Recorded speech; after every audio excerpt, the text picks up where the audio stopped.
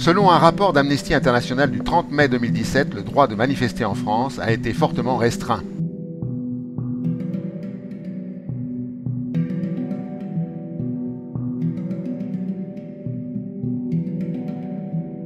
Cette ONG invoque deux raisons: l'état d'urgence et un usage disproportionné et arbitraire de la force.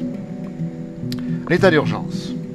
Au nom de l'état d'urgence instauré en novembre 2015 en France, l'état d'urgence sera décrété, ce qui veut dire que certains lieux seront fermés, la circulation pourra être interdite et il y aura également des perquisitions qui pourront être décidées dans toute l'Île-de-France. L'état d'urgence, lui, sera proclamé sur l'ensemble du territoire. 155 manifestations ont été interdites. Tous les 3 jours, une manifestation est interdite dans le pays des droits de l'homme. 639 interdictions individuelles ont été ordonnées par les préfectures sans éléments probants justifiant de telles interdictions, dont 21 touchant les manifestations liées à la COP 21, 574 liées aux manifestations contre la loi travail.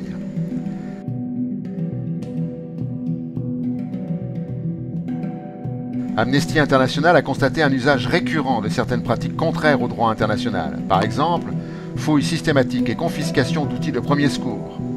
L'ONG dénonce également des stratégies de maintien de l'ordre pouvant mener à une hausse des tensions et limiter le droit de manifester. Par exemple, l'usage fréquent et prolongé des NAS visant à confiner des manifestants pour les empêcher de manifester.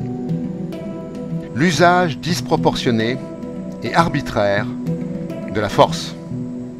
Selon de nombreux témoignages concordants recueillis auprès des Street Medics, bénévoles qui soignent les personnes blessées pendant les manifestations, plus de 1000 personnes auraient été blessées rien qu'à Paris lors des manifestations contre la loi travail.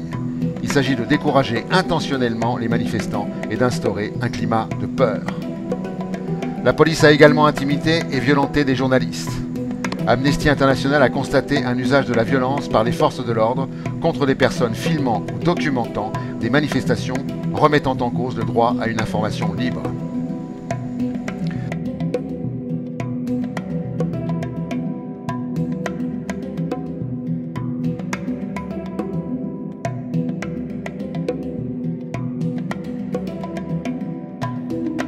Pourquoi les pouvoirs veulent-ils réprimer les manifestations et empêcher les citoyens de manifester, mettant en cause le droit de manifester? Parce que la rue est le dernier lieu où le peuple peut faire connaître sa volonté.